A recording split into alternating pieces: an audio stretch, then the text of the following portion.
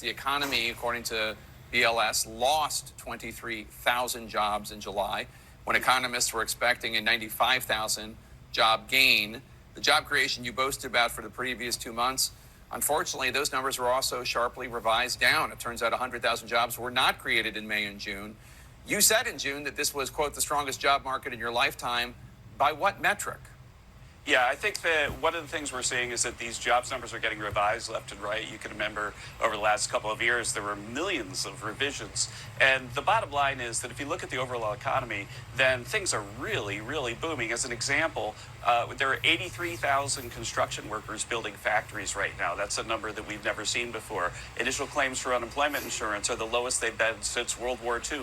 There are more job openings than there are unemployed workers. So there are all these things that suggested the numbers should have been really strong.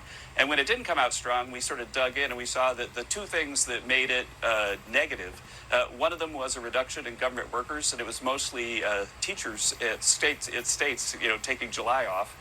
And the other thing was that the FIFA ended, and so that we had a whole bunch of hospitality workers, file for unemployment in July. And so anyway, so you take those two out and you get back to what the consensus number was, about 100,000 job creation.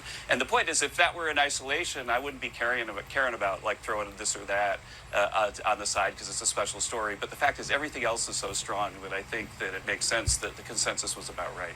Well, we can look at 1 month here or there, but let's take a look at the overall jobs record under President Trump. Yeah. There have been job losses for 6 out of the 18 full months of President Trump's second term. That's a third of them. And the Trump administration has only added 548,000 net jobs so far, which is considered very slow growth. It's growth, but very slow. 2 million jobs were created in the last 18 months of Biden's presidency. Are you really arguing that your numbers are better than that? Well, I disagree with your number. We'll have to follow up on email. Of course you disagree with the numbers. They don't fit your narrative. I haven't seen anywhere where teachers rolling into July was the cause of a net 23,000 job loss for the month. I'm sorry. The numbers don't make any sense, and I haven't seen that report anywhere. And yes, there have been a lot of government workers being cut because you guys keep firing motherfuckers. But at the end of the day, it was a net loss of 23,000 jobs. We've only created under 600,000 jobs in 18 months. We've had negative job growth for 6 of the months that he's been president. And like he stated, a factual number that exists, 2 million jobs created in the last 18 months of Biden's term. How can you possibly sit there and say this is the strongest job market of your lifetime? It's just patently false. The same goddamn thing happened coming out of the Obama administration.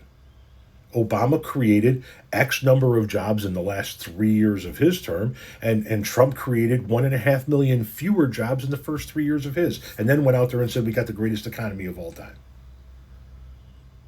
It's just false. The numbers don't lie.